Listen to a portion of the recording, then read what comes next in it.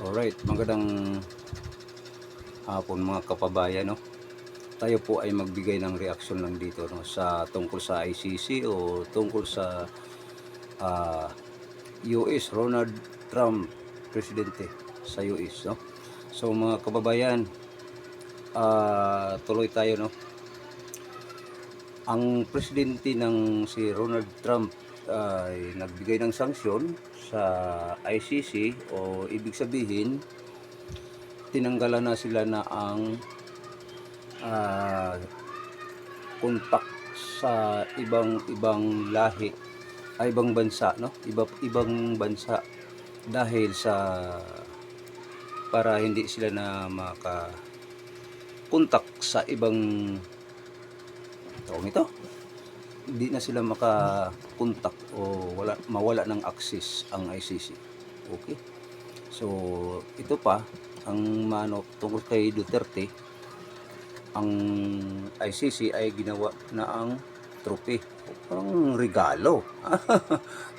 Oy, President Putin, kinasuhan sa ICC sa wrong statute, no, dahil sa pangyayari sa sa ICC. Ngayon mga kababayan, dito tayo, ang masakit dito hindi naman sila kasali si Putin sa ICC, no? So ang masakit lang dito kung sino ang mga kakampi ng ICC, yun ibig sabihin ay tinanggalan ng access kung sino ba yung tapos sabi na nga na si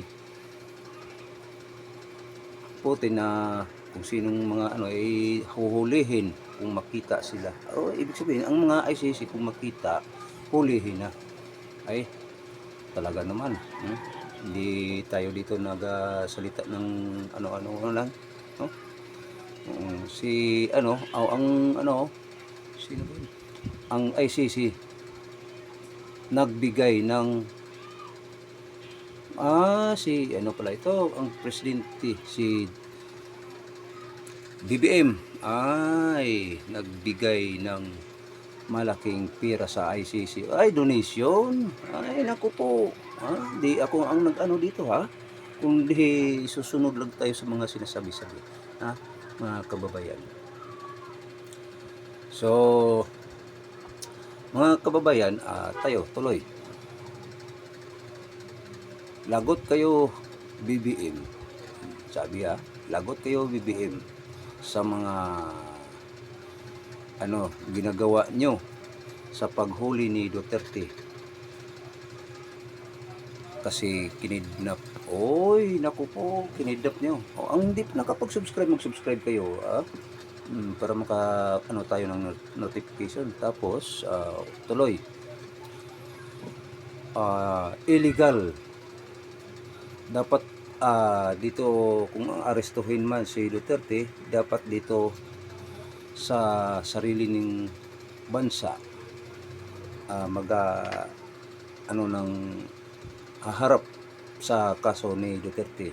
O ibig sabihin dito sa sarili nating bansa pala, tawag nito, kung may sala, no, ibig sabihin kung may sala si Duterte, dito siya mga kababayan. Ngayon ang problema kasi, kinidnap, dinala sa daig. Naku po, takot na sila ang mga Marcoses kung makalaya si Duterte. Aywan ko kayo mga Marcos, mga BBM, inaabuso ninyo ang taong bayan, sarili pang bayan niya, tapos dinala ninyo sa ibang bansa. Naku po, kayo ang magiging naman. Pero dito, sabihin ko dito, kayo mga Marcos, di kayo na sa ginawa sa ama ninyo. Nga sino ba ang nagpapalibing sa ama? Diba si Duterte, tapos pinahuli pa ninyo sa tawag nito, sa ICC, dinala ninyo sa Netherlands. Dapat may naman tayo dito,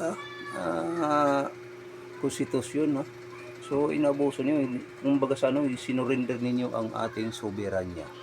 Wala kayong respeto sa ating soberanya, walang respeto sa ating bayan o sa mamayang Pilipino. Lagot kayo bibiin.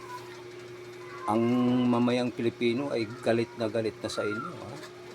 So, masabi ko lang dito, tayo po ay nagbigay ng reaksyon, ha, kababayan. So, in fairness naman talaga nga abuso ang ginawa nilang BBM. Tapos may dagdag tayo dito,